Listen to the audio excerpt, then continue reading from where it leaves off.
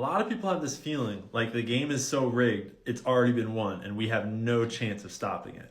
And that's not true. In fact, if anything, I think we might be winning it. Throughout our lifetimes, there's been a number of ways that the rich and powerful have, let's say, controlled our lives and the world. And I'm going to show you how every single one of those tools is crumbling underneath them.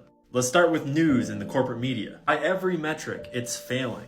Cable news viewership, social media interactions with news sites, live TV viewership. In November 2023, Fox News had an average of 1.7 million viewers per day. Dude, I get more views than that some days on TikTok, let alone people like Joe Rogan. But notice that of those 1.7 million viewers per day, almost all of them were over the ages of 55. The dark bar is anyone 25 to 55. The blue bar is their total viewership. So it's all boomers sitting in their chairs watching news. Or this article from Bloomberg, time spent watching TV has dropped by 3 hours over the last decade. But real quick, we went from spending almost 9 hours a day, excuse me? We used to watch an average of 9 hours of TV a day. Who are you people? But it doesn't stop with cable news. All of Hollywood is screwed right now because no one's going to the movies. I'd imagine that part of that is because their movies have sucked, and I'd imagine that part of that is because a lot of people are starting to realize that a lot of the movies that they're putting out are kind of just corporate propaganda for ideals they want us to champion, instead of genuine entertainment made by genuinely creative people that just want to create amazing storytelling. Plus, they've been taken up by streaming, and streaming has not been going very well from a financial standpoint.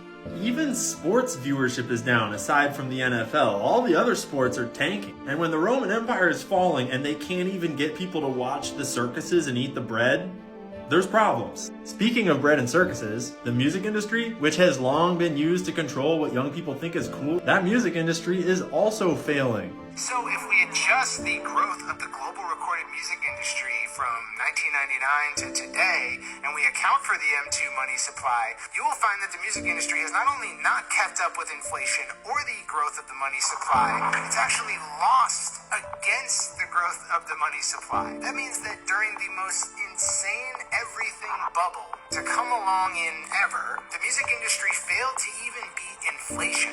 All of these industries are slowly failing right before our eyes, and it's all happening for the exact same reason.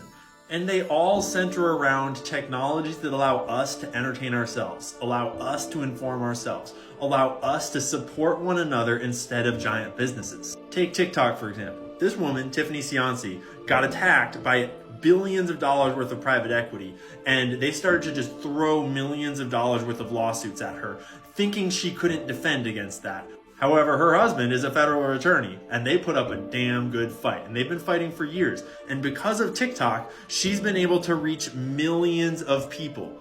800,000, 300,000, 900,000, 300,000, 1.7 million. She's been on the front page of the New York Times because of all the press she's drummed up. What used to be a simple bury it in money and legal cases is now you're fighting against the entire internet of connected citizens. While we're on the topic, congrats Tiffany on the recent victory in court.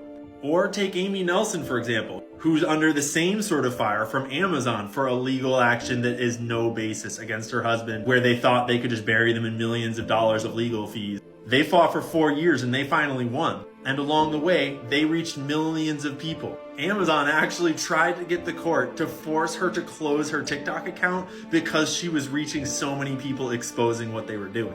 Not to mention that the news is failing while we're all tuning into social media to get our own news, where we're now engaging in a global discussion of sources and information and sharing what we see. One need only look to the way that the mainstream network news is covering that conflict in the Middle East versus how the whole internet is covering the conflict in the Middle East to see their power crumbling in real time. Certainly, the fight is not over and we all need to participate. But this decade is a time of change. It's a time of disruption, and we're all a part of it. I know it's tiring, and I know it feels depressing when it seems like it's all stacked against us. But the systems that big money has always relied upon to control the narrative, to control our attention, to keep us in the boxes only knowing what they want us to know, they're all falling apart.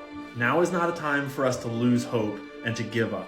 Now is a time for us all to get loud and keep fighting. That's why I make spreadsheets to help people buy from small family-owned businesses instead of giant mega corporations, to take money out of the system of giant, rich, powerful people that are controlling everything. That's why I make content like this, digging into how big money works and how these giant corporations are controlling the things that we see and know. Because sure, the internet gives them a lot of power, but it gives us more. And one of the last viable tactics that big money has is to make